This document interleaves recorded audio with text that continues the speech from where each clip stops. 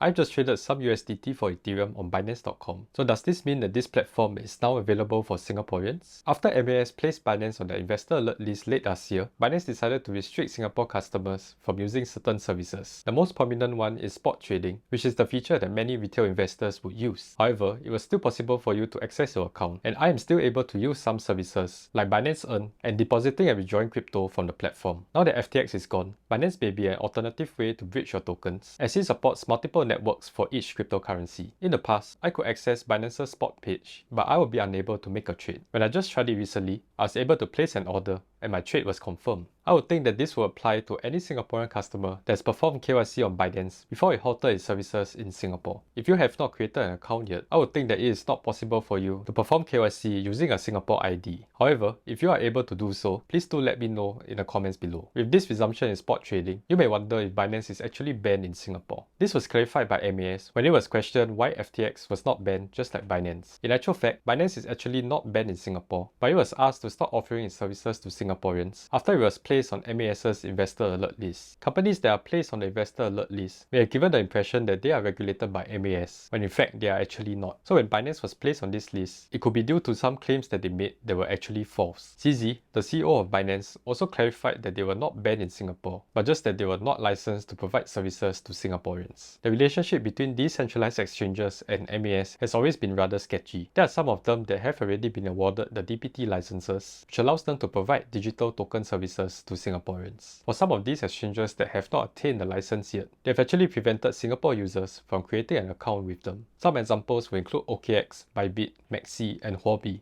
There are also other exchanges that have not received the DPT license yet, but are still providing services to Singaporeans, even though they have not applied for exemption with MAS. The only two that I know of which fall under this category include KuCoin and FTX before it collapsed. Since Binance has started allowing Singapore customers to use their services, could this mean that they are trying to get a license in Singapore? All of this still remains to be seen, and will be something that we'll be keeping an eye out for. Although spot trading could now be enabled on Binance, it still does not offer the option of sending over USD to trade crypto directly. This was a feature that was actually offered by FTX, which could be why it was so popular among Singaporeans. As such, if you want to trade on Binance, you will still need to find an on-ramp method to convert your SGD or USD into a cryptocurrency. After that, you could send it over to Binance and trade for any cryptocurrency that you want. I've previously been using FTX as my go-to on-ramp method, so do let me know in the comments what are some of the ways that you on-ramp in Singapore. The FTX crash has called for more regulation within the crypto space, and you can check out my video here where I go through some of the measures that were proposed by MAS.